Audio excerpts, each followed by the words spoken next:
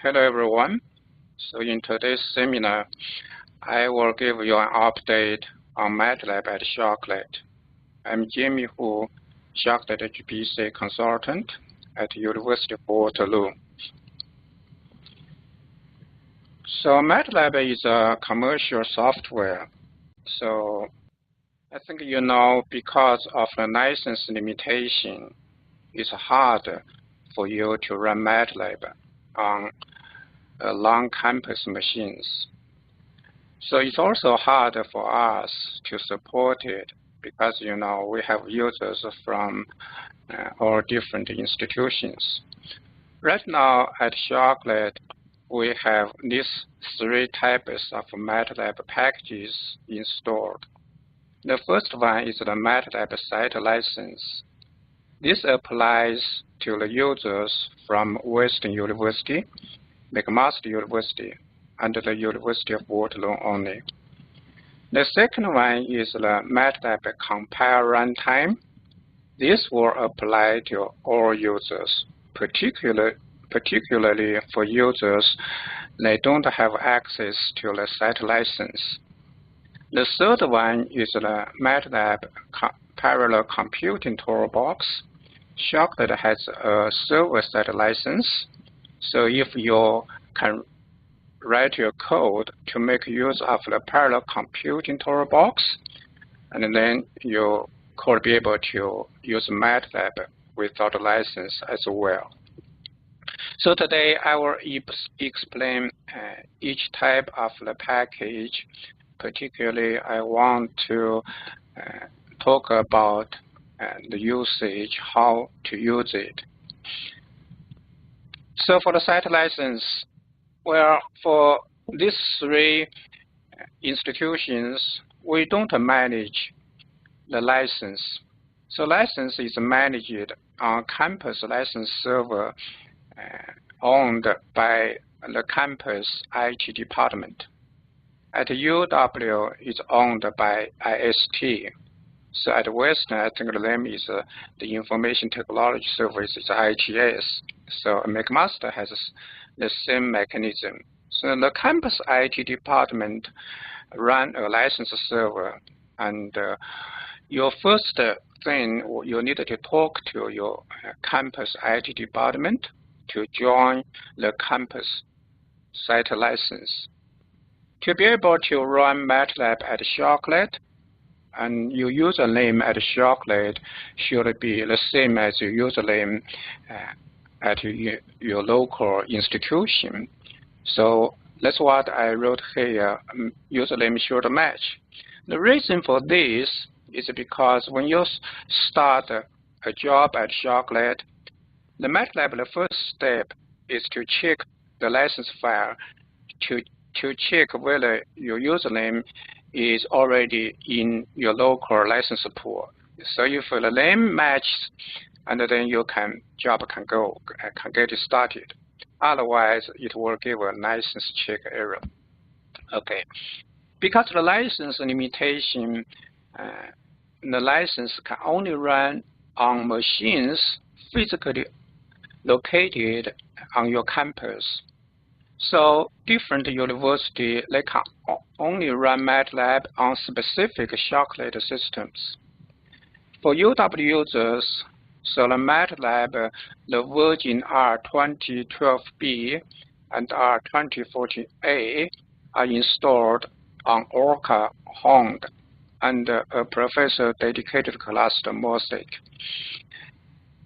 For Western users, they can run R2012A, R2014A on a cluster called Goblin. Maybe the other versions is available on a cluster called Kraken as well. So different universities, they will run it on different systems. For McMaster users, they can run R2012B and R2014A on Ubi, is a cluster, or on Beluga, is a simple machine. So even you can run MATLAB for these three university users, I think you'll notice it, or you may have to keep in mind that the license number is always limited. For example, in your University of Waterloo's case, the campus-wide license has 300, the basic MATLAB license. So 300 seats campus-wide. And because some classes will use it, so the IT department put a cap. So you limited to 50 seats for user to run on Sharcnet systems. So that means the maximum of 50 single CPU MATLAB jobs can run on Sharcnet systems for UW users. And in terms of the license, and there are many Toolbox in MATLAB, and some Toolbox only have a few licenses. So you need to be aware the license, the number of license seats available for MATLAB as well as for specific MATLAB Toolboxes. So assume everything is okay and you're ready to run jobs on Sharcnet machines for to use the site license. We'll recommend you to run it as a batch job, as a regular job. So the job can submit to the queue. So keep in mind here is the basic command you should use. So here, basically, the executable is MATLAB. And then we recommend you to add a few flags to your command. So these are -no display, -no splash, and -no GVB. These three commands basically to disable the GUI, MATLAB GUI windows. And then I will recommend you to add -single compute thread. And this will basically limit the code to run one thread and on a CPU. By default, MATLAB can create tons of threads, and not all of them are efficient. So this is the best way, and is the recommended way to run it as a batch job. And we don't recommend you to use GUI unless you have to use it. And particularly if, say, for professors, they can occasionally they want to use to open a MATLAB window, and if one only own the cluster, that's okay. But for the majority of the users, that's not the way to go. So please keep in mind, you always add these flags. So the simple way is to submit a job to a serial queue. Use the SQ sub. So the serial queue, the command is actually quite simple. So use SQ sub, and then you use --MPP to specify how much memory do you use, and then you specify how long your job has to run, and then -O is for the log file. Sometimes you can use it as an output file, and then this is the code. -M code as input. And this is basically for UW case. I simply use a run script. This run script is basically the path to the MATLAB, and a few flags add in. So this is basically to save the typing time, right? When you type SQ sub, this will save you a little bit typing time. So for Western and McMaster's case, and because it uses module package, the MATLAB is already, if you know the MATLAB, so this MATLAB path is already be added to your default path. So you only need to use MATLAB and this command. It should run for you, okay? At the end of this seminar, I will do a demo. I will show you how to do this kind of thing. And in many cases, and maybe you want to run the same code for multiple applications such as Monte Carlo type of computation. So in that case, where because of the limit of the license seed, so you cannot run say unlimited job as you want. So the best thing, and we recommend, is to use the MCC to compile your code to a standard binary code. So after you compile your code, and then you can run it as a standard code, and then there's no license limit. There's no license check when you run a binary code. So to do that, well, for the set license users, the license already comes with the MCC compiler. So you run this command. For example, you have a .m file, and you run this command, and then it will generate a binary my program code in your directory, and it also create a -sh run scripts for you. So you only need to submit it. Say, for example, use SQL sub. You use the necessary memory size and runtime and output. And this is actually a run script. It's run my proc.sh. This is the compiler created this automatically for you. And then you add the path to the route to the version you use. Now it's for the long set license users. So for the long set users, you cannot simply run MATLAB code on Sharcnet systems, as we talked about for the 3 institutions. However, this compiler runtime will apply to everyone.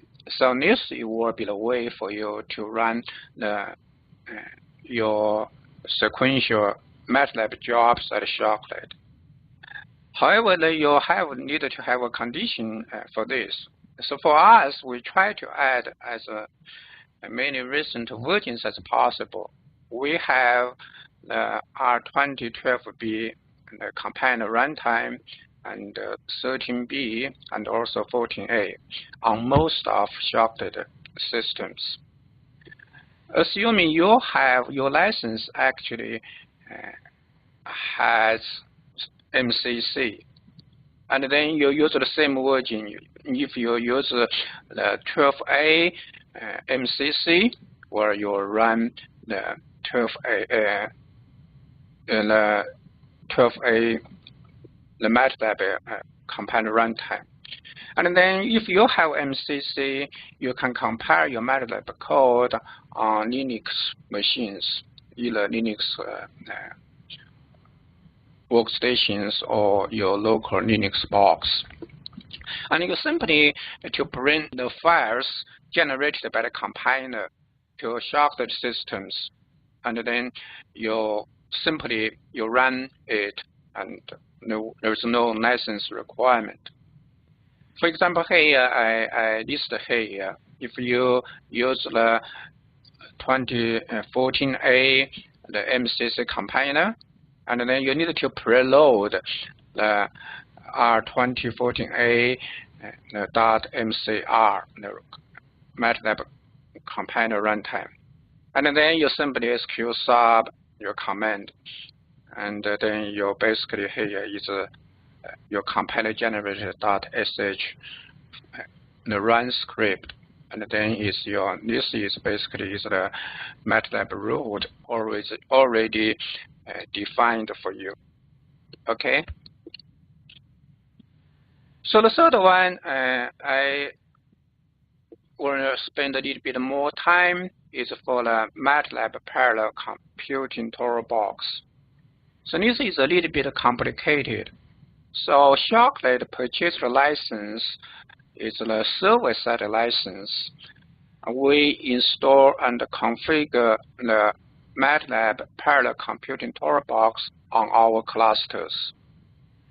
And we also create the necessary scripts for user to basically to compare to configure the local client PC or client Mac. In this case, and you need to we use a MATLAB group as a user group. So if you need to use it, you have to ask us to add you to the MATLAB user group. The conditions to use the parallel computing Toolbox is you'll have a client-side PCT license. If you have a personal MATLAB license, you have to check whether that personal MATLAB license include the PCT license. PCT is basically extra Toolbox. MATLAB they actually license the Toolbox separately, so you need to make sure you have it.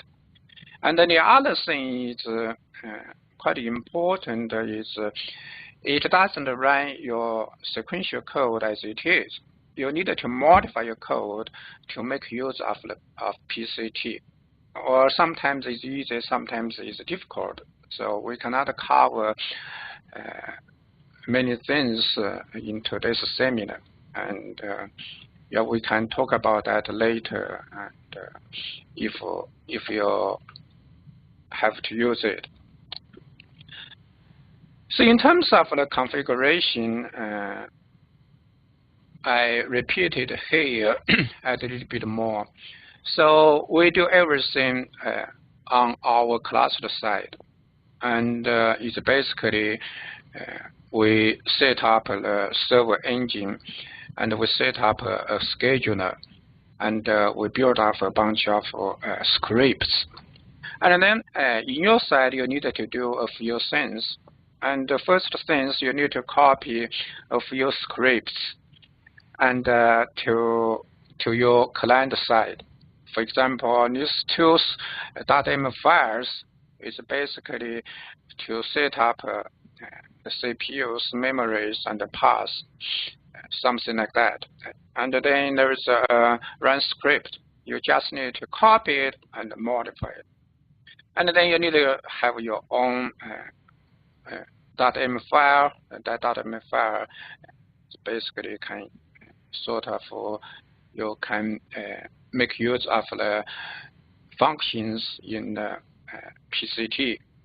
And then a few steps, you need to create a local directory and create a remote directory. So I'm not going to talk about in detail today. We have an online wiki page, and the link is and help index MATLAB. And if you go to this link, you can find pretty long documentations to talk about how to use the MATLAB PCT. Follow our instructions step by step. You will be able to use it. Okay. So I mentioned here is want to give you an idea how does MATLAB PCT works. So it's basically a client-server architecture, and on the server side, well, you don't need to worry about anything there. On your client side, basically you do a few things, follow the instructions from our website. And when you start a run job, you open a MATLAB window on your local PC, your local client. And then you have your run scripts there. You run it. And then your job will start and to talk to a remote server, the system at Sharcnet. And it will send all your code and all your data files copied to remote systems. And then it will done, it will run on remote systems. Once it's finished, the remote systems will copy all the files and output files back to your local PC. If your data is huge, we'll suggest you to copy your data ahead of time to a remote cluster. And then you don't need to wait your job to finish, because sometimes the job will take for hours. You cannot wait there. You can actually close your MATLAB window, and then the results will not copy back automatically, and it will stay on the remote location. You know that location, and in a later time, you can copy the output file back to your local machine. A few key functions I listed here for you to be aware if you want to try MATLAB PCT. It's similar thing, logic is the same as you do any parallel programming, such as in the MPI. So it includes of your basic things, and the first thing is for the job creation. And in MATLAB case, there's a function called create job. So create job objective is scheduler and the client, and create task. And then this is basically for any parallel type of code, you need to do the communication tasks. It's similar to the MPI. In MATLAB's case, it calls the workers as a lab. So you can do each lab, they have their own index. And the number labs will tell you the total CPUs, total workers you are using. And then the lab can communicate itself. For example, you can use lab receive, lab send, and to send the data or to receive data. And you can also use lab barrier and lab broadcast, and basically something like you do the parallel communications there. And then there's a few functions you have to use for the job management. So you can MATLAB, you can call cancel to cancel job or cancel task, and you can use a destroy in MATLAB to basically destroy a job. And then this is get or output argument. So you can get output argument. You can print it on your Windows, or you can find the output in the find output files. And then there's a submit and wait.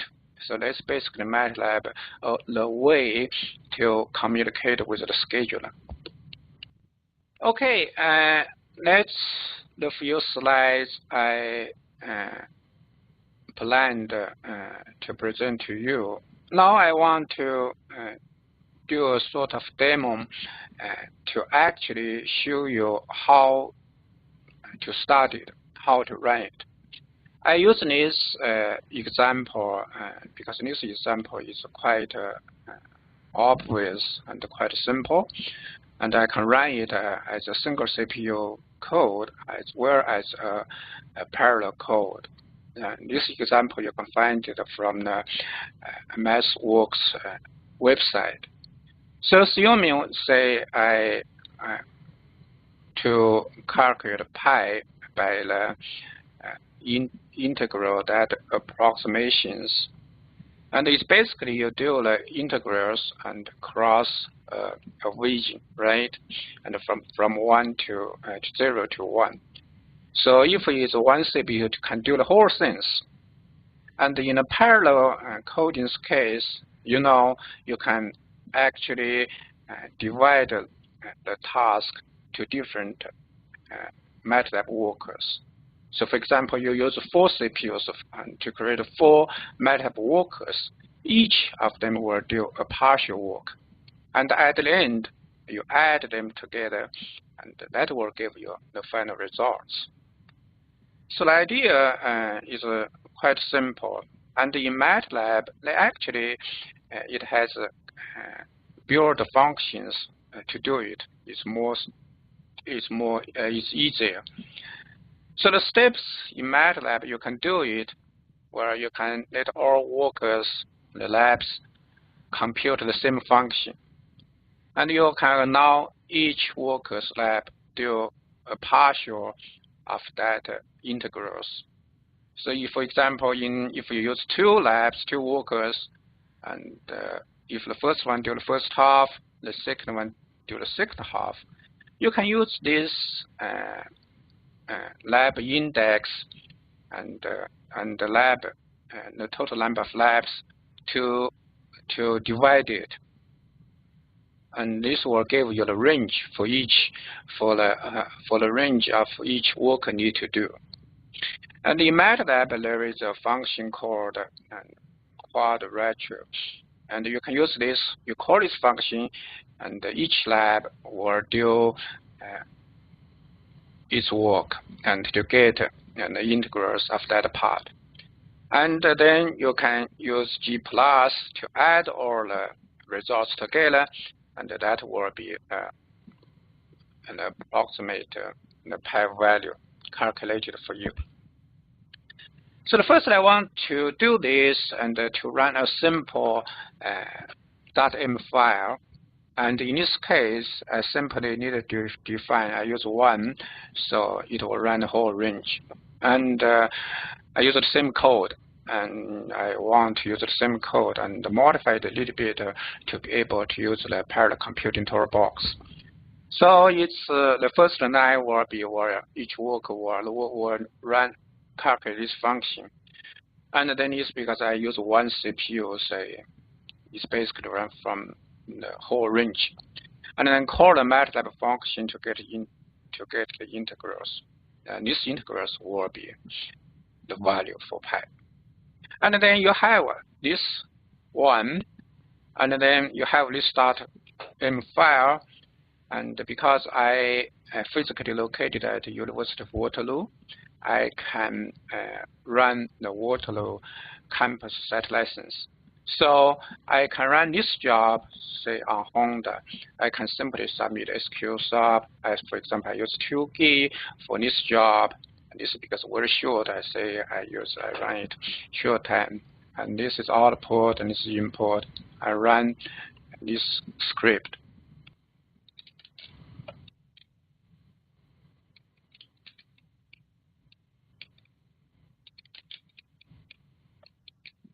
So here I have this .m file. So this is exactly what I posted on my slides.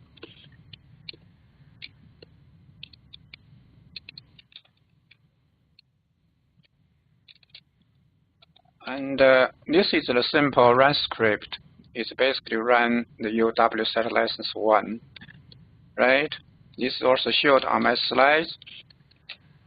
And I can check where the MATLAB is in my path. So I already added that MATLAB.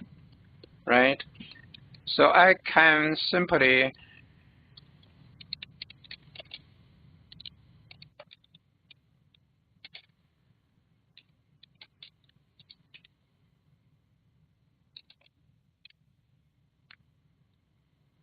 specify a log file.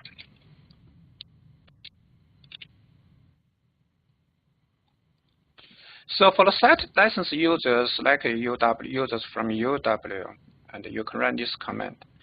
For the users at Western and users from McMaster, you can run similar things on the clusters I listed on my slides. And you can check the job is running now, right? So this is one sense for site license users. And then the next one will wait for a while and will wait for it runs. The next one is to compile this code to a binary code. And this will be the procedure to follow for all users, particularly for users you don't have site license access. So in this directory, where if I only have this one .m file, I will run this command. We'll check which versions it is, and then we'll run this command. After this command run, you will find it will create a few files in the same directory. The original one is only a .m file, and it will create a binary file with the same name. And then it's a readme and log file it doesn't make it's basically for you to understand what happened. And then it will create a run script for you. And you have this, once it's done, you need to run the same versions here. You need to load the same versions, and different version will not work. So that's a MATLAB problem, it's not our problem. And so you have this, and then you submit a job, and like this, and it will run that for you. And also I can try that for you as well.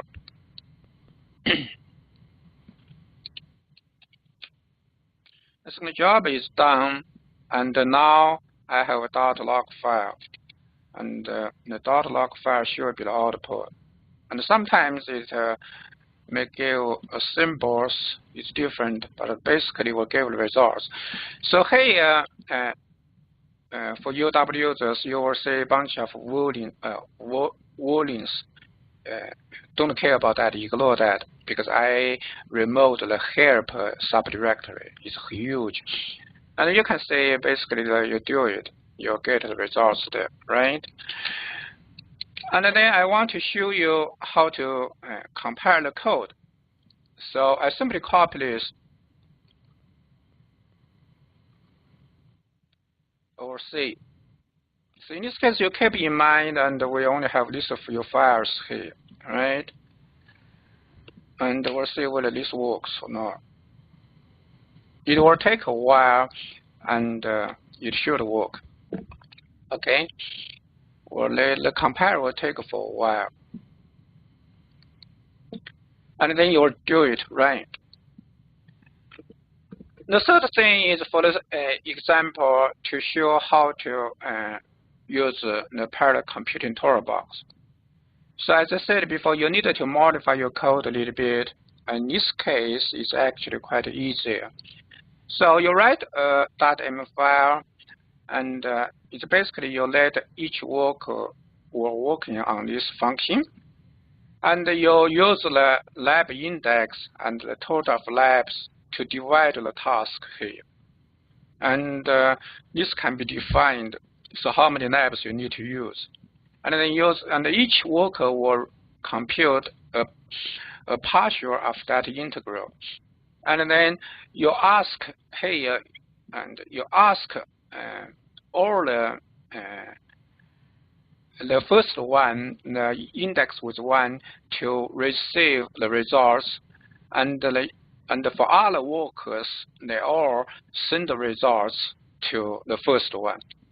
And then, so this is basically add each other together, right? At the end, you can get the total value, and then it will basically, the value will all send to the first one, and then you can print it, you can see the results. So you need this is basically your code. Your code make use of the parallel computing toolbox functions. And then you need this simple run script. So what does it do is basically this run script will set up the environment. So this is all the .m file provided for you. And then you specify how many workers you are going to use. So here, for example, you define 4 workers I'm going to use. And then you create communication job, because this is for a job need to communicate. And you set up this number of workers in MATLAB. And then you basically attach file. This is your file, your code you're going to run. And there's no extra parameters for your job. And then you submit your job, and you wait job to run, and you get the results back, and you can print out your results. This will take for a while to run. I will simply show you the results here. So this is basically a script we provided for you. You simply copy it and modify it slightly. The only thing you need to modify it is basically, for example, here I use my own username. You need to modify to your username. And then you can modify how many CPUs you want to use, the runtime for the MATLAB job, and the memory to use for the MATLAB job in your own MATLAB script. And most of the case, you don't need to touch this file at all. And if you run it, basically, you open a MATLAB window on your local client, either your local PC or your Mac. And then you simply run these scripts, and it will give you the window will pump up a few informations to say where you come from, your host, and then which version you are using. And then we'll ask you to input your username and the password. And once you type those, and will connect you automatically to a remote cluster. And you wait for a while, because this is a short job, I can wait for a while, it'll come back with the results. It'll send the results back. If it's a long job, you don't need to wait. And you can turn off your windows, and you go back to check the results on the cluster side in your later time. Now we come back here to see whether the compiler worked for me. Now it worked. Say, just now we only have these few files. Now it generated a few more files. So this is the binary generated from the compiler. And this is the run script generated automatically for you, right? So you can run this as a standard one.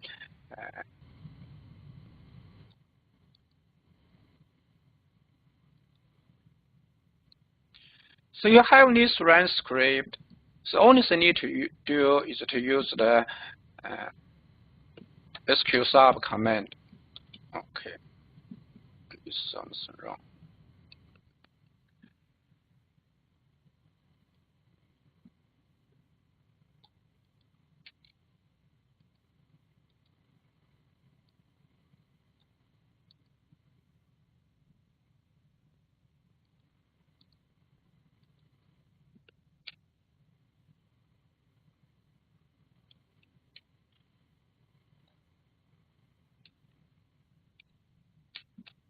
So job is submitted, and your job is running here. So in this time, I run the compiled code, use the computer runtime.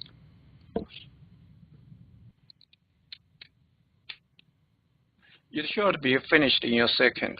Okay, so I think that's all for today, and I will take for use 2 minutes to show where you can find information to use MATLAB. So if you log in, you go to www.sharcnet.ca, you go to Facilities, and you go to Software.